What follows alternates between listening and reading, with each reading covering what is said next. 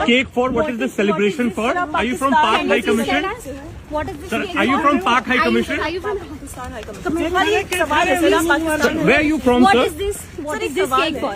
Occasion क्या है? cake occasion क्या है? खाली ओकेजन 28 लोग मरे, थोड़ा सा बताइए ना, दुख है इस बात का? What is this? आप कहाँ से आए हैं? Where are you from, बता sir? दीजिए।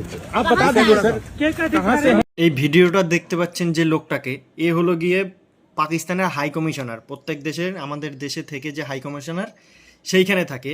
এই শুয়োরের বাচ্চা ও হলো গিয়ে পাকিস্তানি এই জঙ্গির ঘটনাটায় সাকসেসফুল হয়েছে বলে ও কেক কেটে সেলিব্রেট করছে।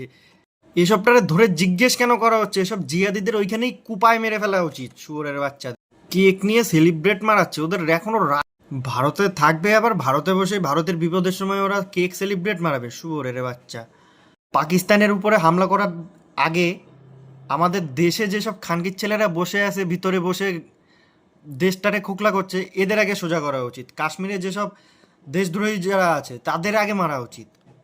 তাই না করে পাকিস্তানের আগে, ওটার পরে দেখা যাবে। আগে ঘর সাফাই করতে হবে আগে, তারপরে হলে কি এদের সাফাই করতে হবে। যারা ভারতে থেকে পাকিস্তান জিন্দাবাদ বলছে তাদের আগে মানে কচু কাটা করা উচিত, কচু কাটা একদম। ভারতে থাকবে আবার পাকিস্তান জিন্দাবাদ বলবে। বাংলা কথায় যারা যে ভাষায় বোঝে তাদের সেই ভাষায় বুঝাইতে হবে। ওরা যেরকম মেরে গেছে, ওরা 28 জন মেরেছে, সেখানে 28,000 মারতে হবে।